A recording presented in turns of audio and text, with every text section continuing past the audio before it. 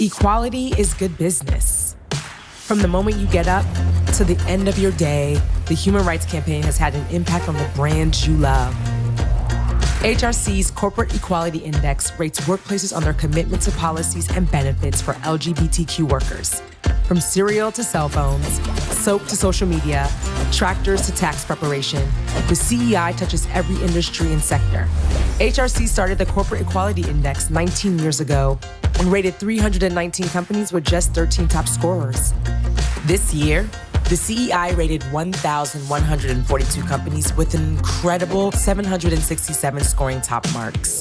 Long before Supreme Court victories that secured non-discrimination in marriage rights, the CEI helped companies create an equal footing for LGBTQ employees through domestic partner benefits and inclusive non-discrimination policies.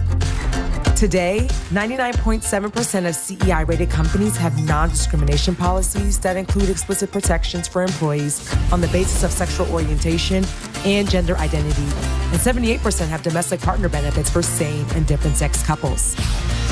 The CEI has had an outsized impact in driving inclusion for trans and non-binary workers, including the adoption of transgender inclusive healthcare benefits across the Fortune 500. In 2009, only a handful of companies included these benefits. Today, it's more than 1,000. In the 2021 CEI, more than 600 major employers have adopted written gender transition guidelines, supporting employees transitioning in the workplace.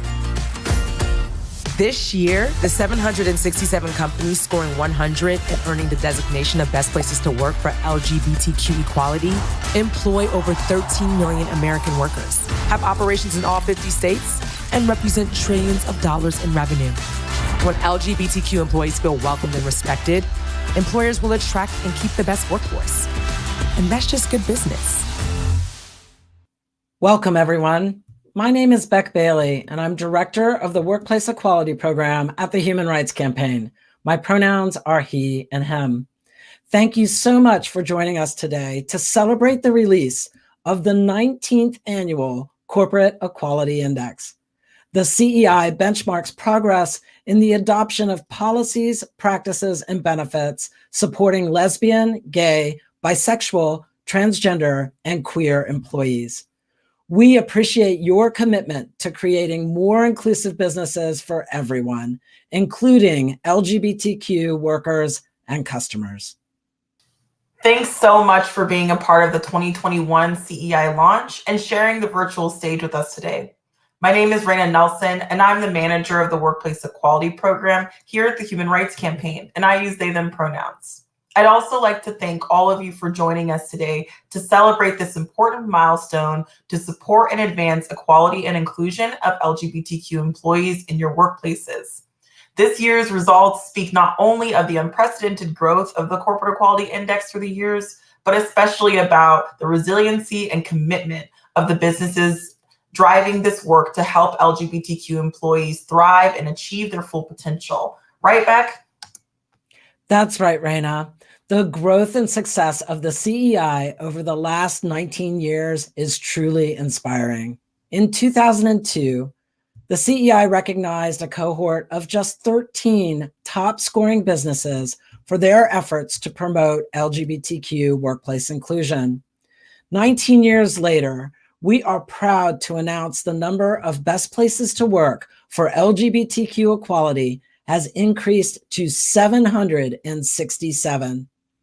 We also recognize a total of over 1,100 of the nation's top employers for their participation in the CEI and their commitment to foster LGBTQ inclusion. The story of the success of the CEI is a story of genuine commitment, dedication, and leadership of trailblazers like all of you who help drive critical progress for our community by building workplaces that are inclusive. When we talk about policies and practices, it can seem dry, but the implementation of these critical structures positively affects LGBTQ people on the job every single day. For example, support for LGBTQ families, largely unthinkable just 2 decades ago, is commonplace among top-rated CEI employers today. Let's hear about the impact of CEI-driven policies for one such family.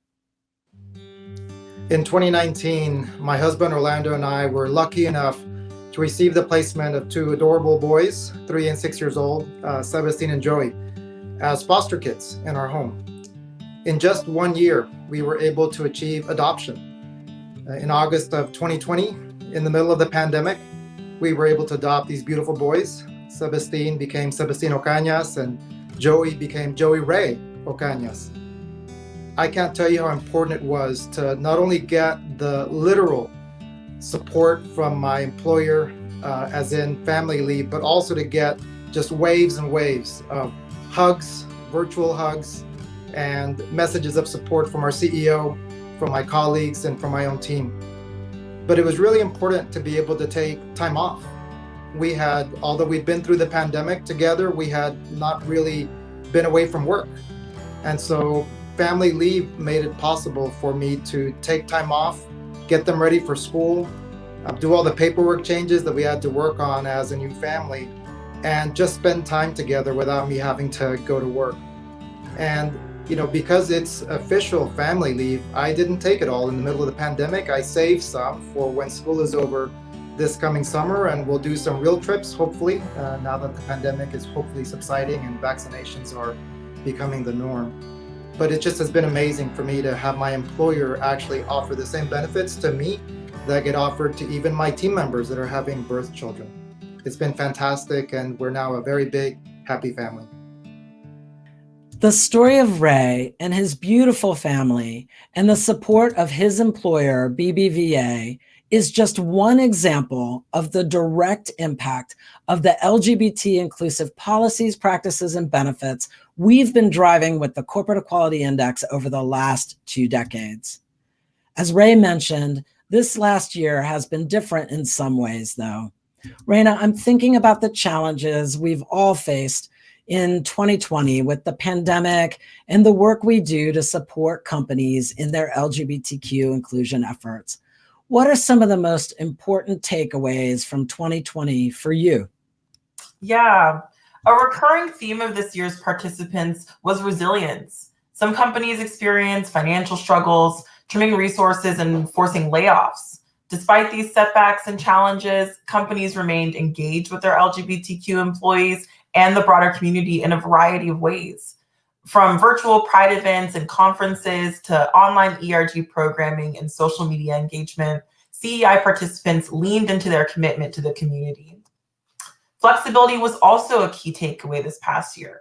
Many companies I worked with pivoted quickly to virtual events and programming, while others also adapted or created events to address the ongoing struggle for racial justice in the US and around the globe. What about you, Beck? What are your highlights for the 2021 CEI? Yeah, thanks, Raina. I think for many of us here at HRC, this work is deeply personal, and that's true of the CEI for me. In the nearly 7 years I've been with the Workplace Equality Program, I'm most proud of the work we do to drive transgender and non-binary inclusion, and this year is no exception. I am proud to say that we have record-setting numbers in every category of transgender inclusive practices that we measure in the CEI. From gender identity protections to transgender inclusive healthcare to supportive internal practices around gender inclusive language and practices, all are critical to building a sense of belonging for transgender and non-binary employees and customers alike. Perhaps even more importantly, I'm proud of how the CEI serves as a catalyst for the conversations that come after a company scores 100. This is when we really get down to it and companies start working with us to make those practices come to life, to work on the more difficult process of changing culture and building truly inclusive workplaces for everyone, especially across the intersections of marginalized identities. Absolutely. LGBTQ employees of color have always faced unique challenges in the workplace. This past year was a wake-up call for many employers. So I believe there is a lot of energy to make structural changes to help marginalized employees. In the future, I think the Workplace Equality Program, the Corporate Equality Index, and our participating companies will continue to lean into the intersecting identities of LGBTQ workers to create meaningful change in the day-to-day workplace experiences of folks with multiply marginalized identities. I couldn't agree more, Raina. With all this progress, there's still so much good work to do, and we get to do it together. To all of our participating companies, on behalf of the entire Workplace Equality Program, Shawnee, Millie, Courtney, Raina, and myself, we want to say congratulations on your 2021 Corporate Equality Index score. We look forward to continuing our conversation and to work with you to ensure all LGBTQ workers can truly thrive and prosper at work. It is now my pleasure to introduce Linnea Irvin, CEO of Coqual and co-chair of HRC's Business Advisory Council. Over to you, Linnea. Thank you, Beck. Welcome, everyone. Thank you for joining today's special event to mark the release of the HRC's 19th annual CEI report. As Beck said, I'm Linnea Irvin, CEO of Coqual, a 17-year-old think tank that conducts research and advises corporations on diversity, equity, and inclusion globally. I also have the pleasure of serving on HRC's Business Advisory Council as co-chair. The Advisory Council works closely with the Workplace Equality Program to serve as thought partners on the team's work on the CEI and the CEI. Joining me today are a few dynamic leaders, executives who will undoubtedly bring unique perspective to this conversation. First, from LinkedIn, please welcome Rosanna Deruthi, Vice President, Global Diversity, Inclusion, and Belonging. From Walmart, welcome Bin Saba Hassan, Senior Vice President and Chief Culture, Diversity, Equity, and Inclusion Officer. And last but not least, my friend and co-conspirator for justice, HRC President, Alfonso David. Thank you all for joining. Delighted to be here with each of you. So let's get right into it. Alfonso, I'll start with you to frame us up. 19 years, that's an incredible legacy for the Corporate Equality Index. What do you see as its deepest impact over that time? Well, first, thank you, Linnea, for moderating today. Also want to say thank you to Ben and Rosanna for joining us as well. I am looking forward to this conversation. And also I want to congratulate all of our CEI participants, all of the companies that participated who are joining us today. Thank you for your commitment to LGBTQ inclusion. Now, to answer your question, I think we first have to start by acknowledging how far we have come. In 2002, when the CEI began, same-sex relationships were still criminalized in this country. The Human Rights Campaign made a compelling case for business that building a diverse and inclusive workplace that treats everyone fairly and equitably could improve the business, enabling it to attract, retain, and engage the very best talent. And that business case, and the business case that we made remains true today as it was back then. Businesses rose to that challenge, and here we are. Just 13 top scoring firms in 2002, and now we're up to 767, up from 13 in 2002. Or looking specifically at policies, practices, and benefits that support a more equitable workplace for transgender and non-binary employees. In 2002, no major company we worked with had comprehensive healthcare coverage for transgender workers. And today, 91% of the companies in the CEI offer these crucial benefits, providing affirming and sometimes even life-saving access to critical care for transgender people. The progress across every category we measure with the CEI is astounding. And these initiatives have a deep impact on the day-to-day lives of LGBTQ workers. Another significant impact that I think is worth mentioning is the network of employees that work in these companies, the network of companies that have built over time.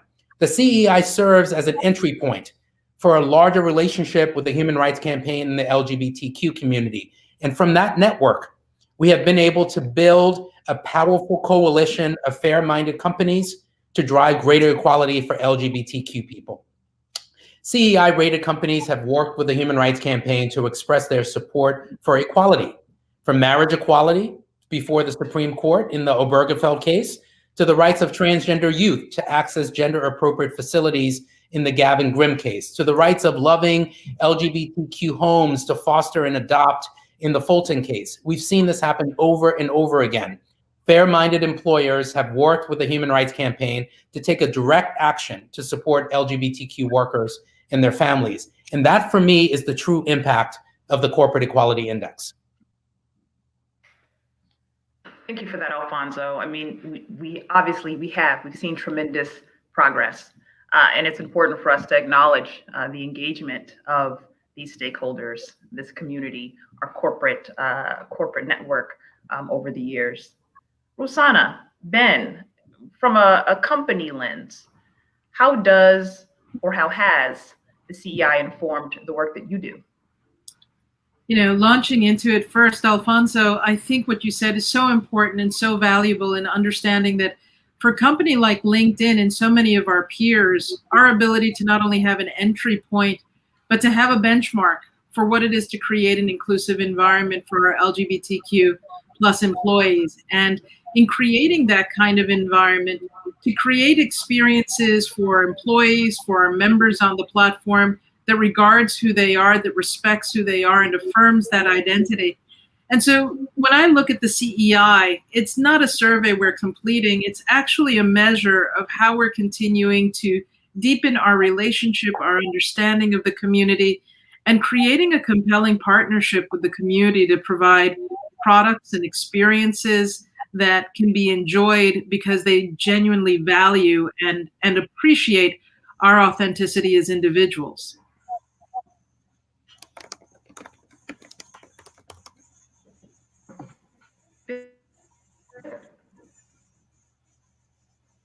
Linnea, thanks so much for the question. I'm proud that today it was announced that Walmart scored 100 on the CEI for the 5th consecutive year, an achievement that indicates we're committed to LGBTQ equality. And we actually have been for quite some time. Though it's clear that we are celebrating 19 years of the Corporate Equality Index and only 5 years of Walmart scoring 100, we had some ground to cover in order to reach this point. So I'm grateful that the Corporate Equality Index has been available as a barometer for nearly 2 decades to help us assess our LGBTQ policies and practices, and that it was a roadmap for us as we built strategies that resulted in a more robust and inclusive Walmart for everyone. I'm also thankful that CEI opened doors to forge strong relationships with the HRC and its leaders, which resulted in thought, partnership, and counsel that guided us on our journey. The insights from CEI and best practices we're able to glean gave us clear direction on areas where we needed to improve. And that counsel was invaluable as we evolved our benefits and our workplace policies to reach the level of 100. Though, to be clear, and we hear this all the time from our associates, 100 does not equal perfection. There's still work for us to do. And we appreciate the HRC for continuing to not only raise the bar, but to coach us and help us as we move forward. Now, just 2 weeks ago, we were fortunate enough to have Alfonso join us on a fireside chat here at Walmart. We had over 1,000 associates on the call, and they're still buzzing about the impact. Dialogues like the one with Alfonso are how we continue to elevate our thinking, identify critical new actions, and engage future allies in our journey to greater equality for all. You're extremely powerful. I think that the two of you highlighted the importance of the Corporate Equality Index over these years, right? As a barometer, right? As an entry point for firms as they move along that maturity curve, as a benchmark. But to your point, Ben, it can't just be an exercise. You have to continue the conversation. You have to work to take action internally to truly move the needle. And so it's great to see the type of engagement that you, Walmart, and HRC have been having. So we've invited a few people to join us to talk about what the CEI has meant to them individually and in their work. And we're going to hear from our first guest, Stephanie Battaglino, former executive from New York Life. Stephanie is an author and D&I consultant. And let's roll the tape, please, to hear from her. When I came out on the job in 2005, it was a very different time than it is today. Since I was the first trans person to come out in the history of my company at the time, there were no policies, let alone benefits, to protect me. But I was lucky. Even though there was no roadmap to follow, my colleagues and human resources supported me throughout my transition and beyond. It's very important to point out that it doesn't go down that way for most trans persons who make the momentous decision to follow their heart and embrace their authentic selves. That's why we needed to have a tool, a mechanism that would hold companies accountable for treating their trans and non-binary employees with dignity and respect. And the Corporate Equality Index has done that. Since its inception in 2002, when it required companies to have policies in place that prohibited discrimination based on gender identity and gender expression, the CEI has served as the bar of accountability when there was no bar at all. As it evolved over the years to include specific requirements for healthcare coverage for medically necessary transition-related care, it became no less than a game changer for trans and non-binary employees seeking to move the needle from survive to thrive. Although the CEI has stood as a catalyst for change, it is by no means a panacea. It is an important tool in a larger collection of actions that companies can and should be implementing to create meaningful culture change where transgender and non-binary employees are celebrated for their talents and their contributions to the enterprise. While we celebrate how far we've come with the CEI today, we must also recognize that there is still much more work to be done. Full belonging and full participation in the entire range of opportunities that exist within an organization are still out of reach for many trans and non-binary employees. So I ask you, where do we go from here? Moving the needle from strive to thrive. That's a really great way to put it when we think about where we do go from here. Certainly, the CEI is a powerful tool for driving adoption of critical policies and benefits. But then what? HRC research shows us that roughly half, or 46%, of LGBTQ plus talent remain closeted at work. At Cokewool, we recently launched a study on belonging that reveals that LGBTQ employees are more likely than non-LGBTQ employees to feel out of place, lonely, anxious at work, especially during the time of COVID-19, during this pandemic. And our data shows that these feelings are amplified, compounded at the intersections of race and gender. So a question that I would love to pose to our panelists: we know that bias, stigma, and discrimination exist. And with our nation more divided than ever, how do we really begin to shift culture? I'll start, Ben, or would you like to reflect on that? Sure, Linnea, thank you. As we gather today, just a few days removed from Martin Luther King Day, I'm going to share one of my favorite quotes from one of my personal heroes. Too often, we underestimate the power of a touch, a smile, a kind word, a listening ear, an honest compliment, or the smallest act of caring, all of which has the potential to turn a life around. So we are in the midst of a challenging and turbulent times, perhaps the most divisive of our lifetimes.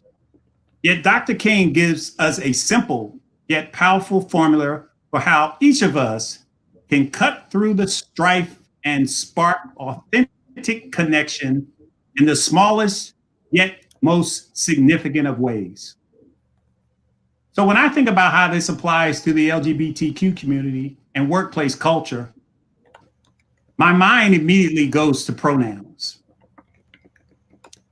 So last year, this time, we introduced a new pronoun pin campaign at Walmart, where we developed pins that said, my pronouns are he, him, his, she, her, hers, they, them, theirs, or simply ask me my pronouns. We distributed them across our offices through our Pride Associate Resource Group. And then we also made them available to associates in the field in stores, distribution centers, and fulfillment centers to order.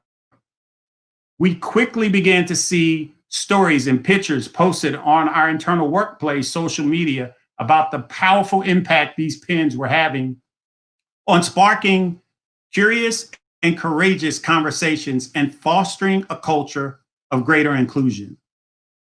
We then took things a step further this summer when we introduced a My Pronouns Are series of videos, which showed the importance of proper pronoun usage and the impact it could have on our associates. Then leaders across the company began to put their pronouns on their email and social media. It was a small but powerful action. And our CEO of Walmart International, Judith McKinnon, calls things like this tiny, noticeable things, or she prefers to call them TNT. They're small, it don't cost a lot, but when implemented, they can have an outsized impact. Thank you for that, Ben. Anyone else from our panel want to reflect on how we really shift culture? Well, I think Ben did a phenomenal job, Lanaya. And one of the things that strikes me about what he shared is the power of people to feel seen and heard is a game changer. And our pronouns are an important part of our identity. We can't define an individual's pronoun just by looking at them. And that may seemingly be a new convention, but it's a really powerful one when you have an organization standing behind that. You're not left to be an individual alone trying to identify for others who you are. You have an organization standing behind you, affirming who you are. And I think that's what we all endeavor to do. And it's something that the Corporate Equality Index has made us so aware of. The power of seeing our LGBTQ plus employees, the power of responding not only to their needs, but doing something that in our own environment and culture we consider important, building trust. Trust is consistency over time. And the kinds of things that we see the Corporate Equality Index companies doing is a function of how you build trust over time. LinkedIn, we're proud to have earned the CEI 100 for the 4th year, but we recognize it's continually evolving. And it's a conversation with people like Ben and like you and Alfonso that enables us to keep looking in the mirror and understanding how are we seeing ourselves, how are our employees, our LGBTQ plus employees, seeing themselves in the actions we take, in the decisions we make, and in how we walk our walk as a business and certainly as a member of the community. Yeah, Lanaya, I'll weigh in there briefly as well. I want to echo the comments from Ben and from Rosanna on this. We shift culture by showing ourselves openly to the world and seeing beyond ourselves. So policy that is driven by bias is nothing more than policy driven by fear or lack of awareness. And when we have policy that's driven by fairness and data, that actually shifts culture. But we all have to individually enlist in that movement. And as we talk about the Corporate Equality Index being a tool for that, I think we also have to acknowledge what the Corporate Equality Index is and what it's not. I mentioned earlier that there's a deep impact that the Corporate Equality Index has had and continues to have in driving policies, in driving practices, in driving benefits. And I think we can all see the strength of the CEI in providing a consistent benchmark to fairly and transparently measure corporate practices. What I think is much more difficult, though, is how we measure the day-to-day experiences of LGBTQ people at work, the impact of the corporate culture on people. We all know that discrimination and bias still exist. And if you are a person of multiple marginalized identities, like all four of us on this panel, for example, right? I'm Black, I'm gay, I'm also an immigrant. We all have multiple marginalized identities. If you are like us, then you will face additional barriers to full inclusion. And to move towards a more equitable and inclusive culture, we have to address issues on both the organizational as well as the individual levels. And that means making sure that we create those environments, those cultures, where people feel okay and free to be open at work. We have to make sure that people are able to see beyond themselves and not really just only focus on the policies that directly affect them. Thank you for that, Alfonso, because of course, it's critical when we talk about creating that space in a workplace.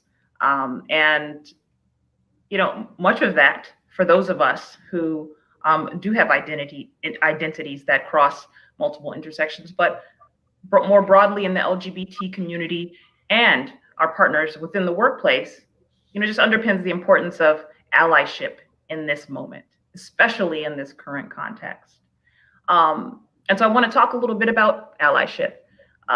Ben, throughout your career, you've led teams in Texas, Shanghai, Taipei, Singapore.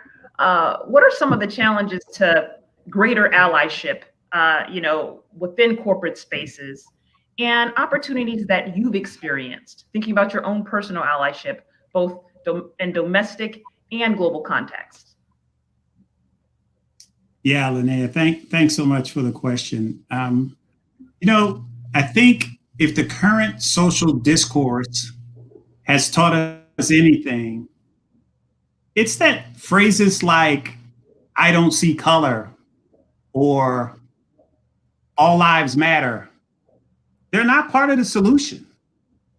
For someone to say that they don't see color, it's an admission that they're discounting the lived experiences of Black and brown people and how those are different from the majority of the white population in the United States, or that all lives matter is an oversimplification that fails to recognize that for centuries, Black lives mattered less. Most people don't mean offense. I really think most people don't mean offense when they say this, but that doesn't lessen the sting. Yet in each of these statements, you can sometimes see an attempt at allyship. It's misguided attempts, perhaps, but an attempt nonetheless. If we resist the temptation to, my mother used to have this expression about, if you don't do what I say, I'm going to chop your head off, son. So if we resist the temptation to chop people's head off and instead meet people where they are when they say things like this, we actually have the opportunity to educate and engage them as allies and advocates.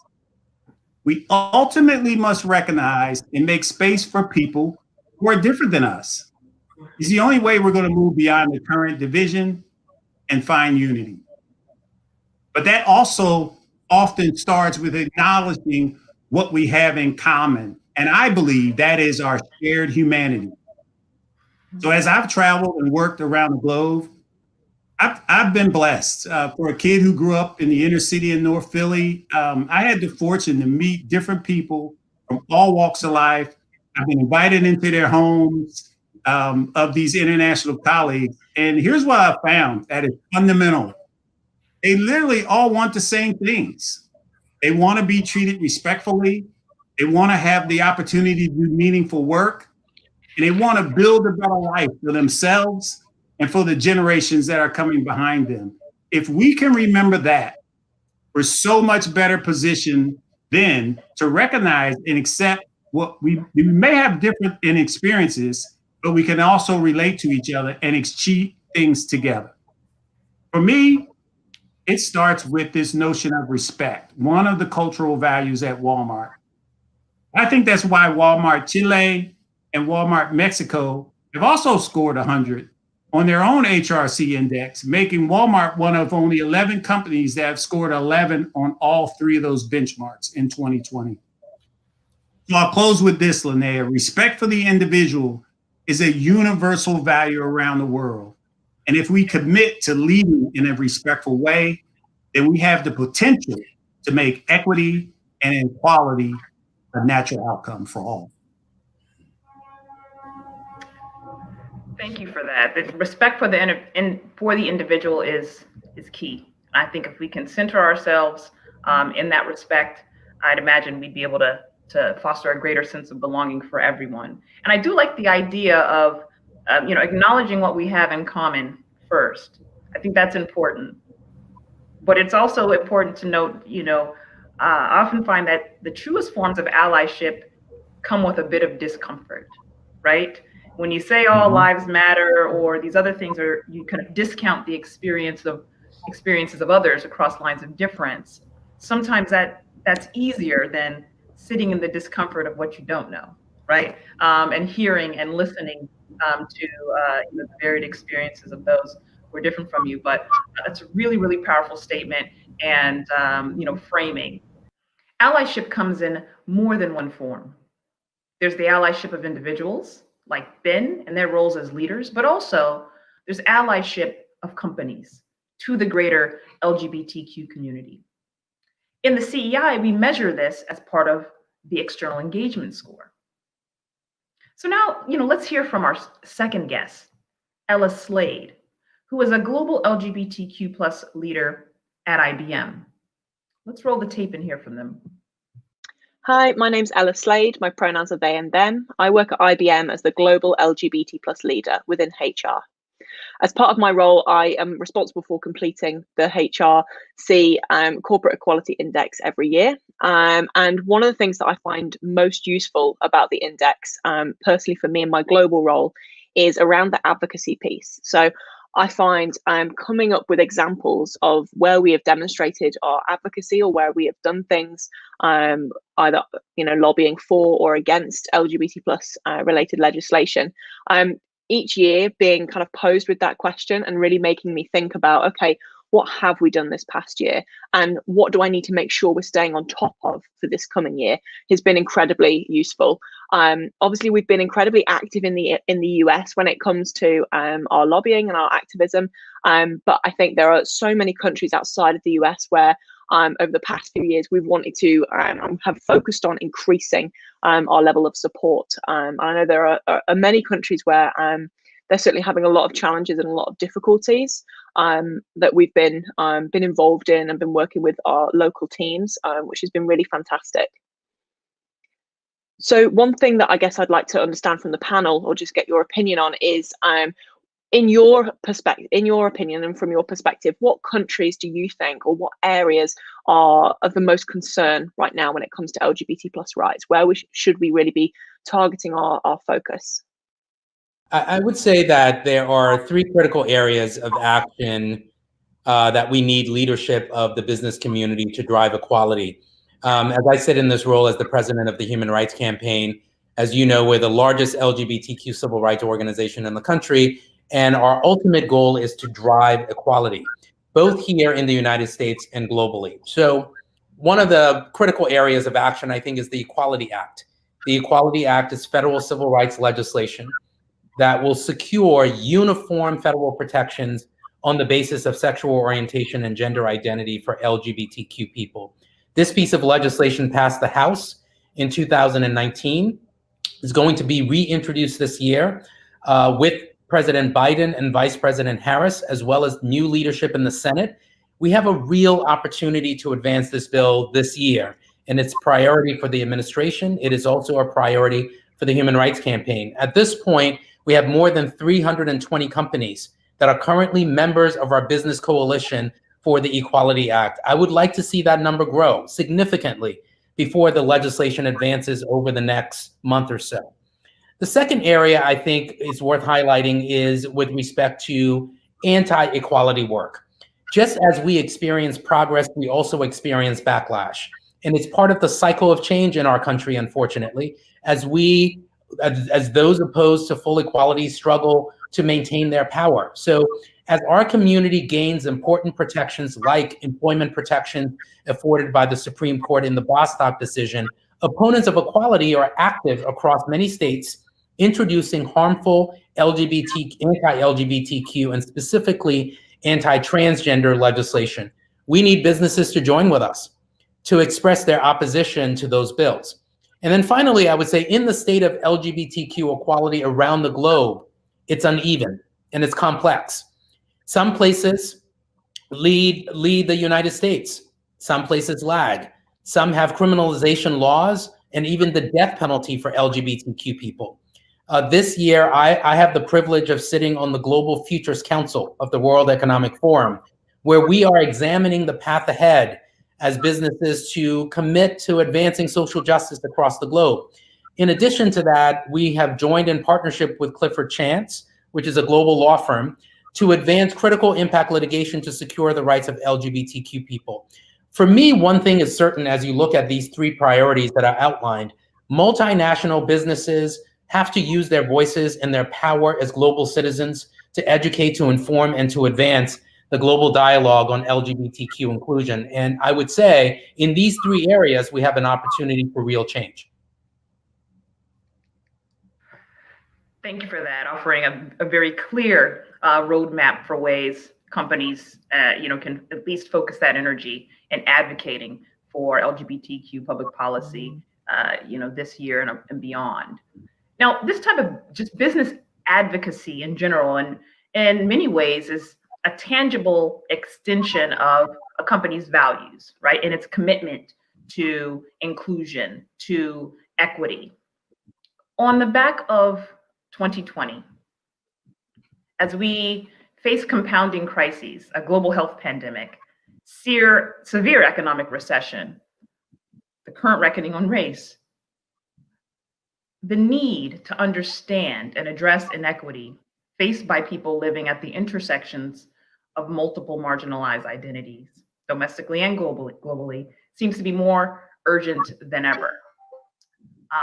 Rosanna, I would love to ask you, as a leader, someone who identifies as lesbian, Black, Puerto Rican woman, how do your own experiences and understanding of intersectionality and intersectional headwinds fuel your work at LinkedIn this year and as we look forward?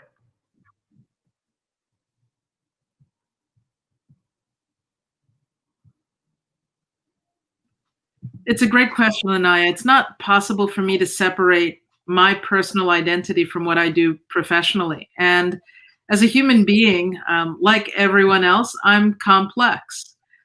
There's the culture that you grow up within. There are the ways in which our own cultures respond to race and sexual orientation and gender identity. And being able to discern and authentically be myself is something that I'm committed to, not just in my personal life, but in my professional life. And it's what I'm committed to for our own employees, as we really seek to have the space where people can perform at their best, where they can contribute and learn and grow and experience personal transformation, and where belonging is present and accessible for everyone. And I think it doesn't come in a handbook. It doesn't come with this idea that every company is going to get it right. But increasingly, we see that the talent that we recruit looks for an environment that treats its people well, treats its people with respect. And just as Ben mentioned the importance of respect for the individual, the respect for different cultures, the respect for people's identities, and the respect to enable people to do their best work is such an essential part of who we are at LinkedIn. And it's such a crucial part of how companies can perform their best and build trust, as I said earlier. So as we look at this work, our intersectional identities and the complex needs of companies to have amazing talent, to innovate, to perform, to create great service experiences for their customers, to be able to create trust with their clients, is really at the heart of being able to not only be yourself, but to recognize that you're going to be valued, appreciated, and welcomed for the person you are, not just for the work, the technical work and skills that you possess, but for the ideation and the experiences that you contribute to the creation of outcomes. And I think that's what intersectionality affords us. I think that's what companies not only benefit from, but I think it's what we as a society are able to grow and learn from together. We learn from each other, we rise together. We learn from each other, we rise together. And I think in this current context, the world in which we currently exist, that learning together is far more important, right? We're facing not only, a health crisis and, awakening to racism, but widespread misinformation, cultural divisions. And in this context, corporate leaders like yourselves have been called into action. And I think the globe, stakeholders are trusting business and CEOs to uphold corporate values, leverage their influence to lead change, to right historical wrongs, trusting corporations to help solve major societal issues, right? We think about ESG and emerging trends. Again, societal challenges are no longer on the fringe, right? They're top of mind with employees, the consumer, investors. Corporate leaders, CEOs are expected to answer the call to address challenges faced domestically and globally. So the question I have for all of you is, why do you think we're seeing this? And what does it mean to corporate diversity, equity, and inclusion efforts going forward? And, if this is a kind of a last comment, where you can be kind of hopeful and optimistic in that.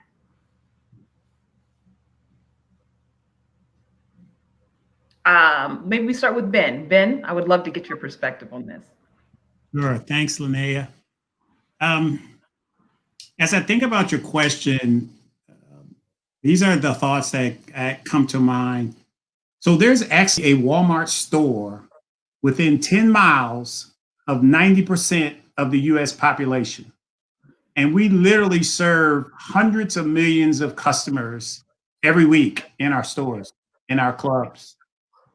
Our associates and our customers are a cross-section of America. And when we say that our vision for our diversity, equity, and inclusion work is fundamentally everyone included, we mean all of those associates and we mean all of those customers. And that means we need to think critically every day about the impact of every one of our decisions and how they're going to be received by those associates and those customers. And I'll be honest with you, it's not always easy. I mean, we're a microcosm of America. But it's the way we have to think about it in order to move forward. Now, we've long since thought of our work of diversity, equity, and inclusion as a lever to help drive better business results. But the only way that we can maximize the ROI from our D&I programming is for every associate to be working together on our shared purpose, which is simply this: to help people save money so that they can live better. This takes communication, commitment, but most importantly, compromise. Things that have generally been a very short supply in society of late. I believe CEOs are best positioned to help build trust and lead us through our current state because the nature of their business requires them to see all sides of most situations. Increasingly, current events have also required CEOs and corporations to step forward and take a stand. I tell my son, my youngest son, he's 33, I tell him all the time, I said, son, they will write books about the murder of George Floyd and about the pandemic and what happened in 2020. And we all want to be on the right side of history when those books are written. That's why our CEO, Doug McMillon, that's what he did in 2015 when he stepped up and told our governor, hey, look, we need you to veto the religious freedoms legislation, which threatened LGBT equality. And that advocacy actually helped sway that decision. Or what he did just recently when he committed $100 million over the next 5 years to address racial equity in society. So I'll close with this. I am so proud of those commitments, but I also know that we can all do much more. And so that's what we're looking at. That's what we're hoping that other corporations will actually step forward and do the same thing. We can't stand by and not say anything like we've done in the past. We need to say something when we do it. We need to give the people who work for us the opportunity to talk about these events when they happen. Thank you for that, Ben. Rosanna. You know, working at LinkedIn, one of the things that's very present for all of us is that relationships matter. And we wake up to a vision of creating economic opportunity for every member of the global workforce. And leading diversity, inclusion, and belonging affords me the opportunity to understand how that economic opportunity isn't accessible for all of us. Companies have a huge, huge possibility that they behold every day, not just in the course and transactions of business, but in the social capital that they create and they wield, the relationships they have to people who influence communities, to individuals who influence legislation and public policy. And no one wants to think of their life as a source for politics. You know, none of us who prove to be members of the LGBTQ community, you know, bargain for a life that would be determined by politics. We want to be ourselves. We want to have the ability to have our families and love each other and be able to create amazing experiences for our children, in my case, for my children and my grandchildren. And so inside of that, what companies do to create equity and equality isn't noble. It's about really caring that people can live fulfilled lives and experiences, that we can realize our vision at LinkedIn of creating economic opportunity for every member of the global workforce, and ultimately that we can be better human beings, because ultimately our lives rely on that, our society relies upon that, and none of us deserve less than that. And Alfonso, obviously, given the CEI leaders in this community is critical to the work that the workplace program does at HRC. Your thoughts? Yeah, so well said by Rosanna and by Ben. I'll just add my thoughts here. The Edelman Trust Barometer, which you referenced before, I believe, it highlights that businesses are an increasingly trusted source, is really an interesting piece of research. For me, it's interesting because I think at the same time that people are seeing businesses as more trustworthy leaders, they're also seeking more transparency. They're also seeking more accountability from businesses. So we saw this after Parkland, we saw this after Las Vegas, and we've seen it on LGBTQ issues and in our community. And we recently saw it with the Capitol insurrection, where people, employees, consumers, and investors are calling for companies to match their actions with their stated values. And I've spoken to a few CEOs about the importance of making sure that your values are clear and up to date. For example, if you look at the attention that's now being paid on PACs and giving to members of Congress, and is played along with efforts to block those results of a fair and free election, dozens of companies now have stopped or at least have paused that PAC giving to lawmakers. This type of accountability is going to only grow. And to keep the trust, companies must look to how they align their actions with their values inside the business and in the community at large.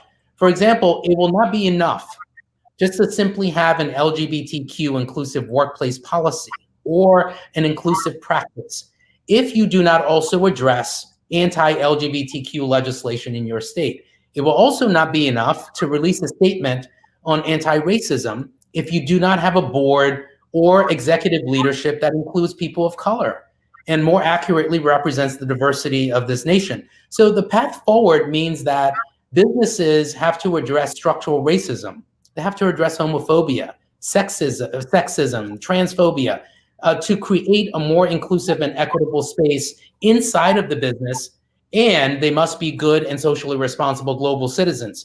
I, in my role, and I'm certainly can say this on behalf of the folks at the Human Rights Campaign, we really stand ready to be partners with businesses in this work, helping businesses live into their values inside of the business as well as out every single day. Fantastic. Thank you for that, Alfonso.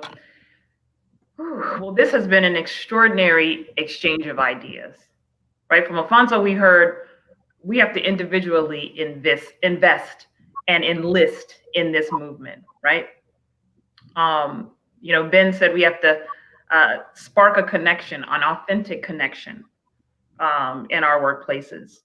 And Rosanna said we really need to find a way to ensure belonging is present and accessible to everyone, which I thought was extremely powerful. Now, of course, we've come to the end of our time, so we're going to hold the conversation here. But I want to thank our panelists for sharing their perspectives, sharing themselves. Rosanna and Ben, thank you for joining us today. And thanks to Alfonso and HRC for inviting me to moderate.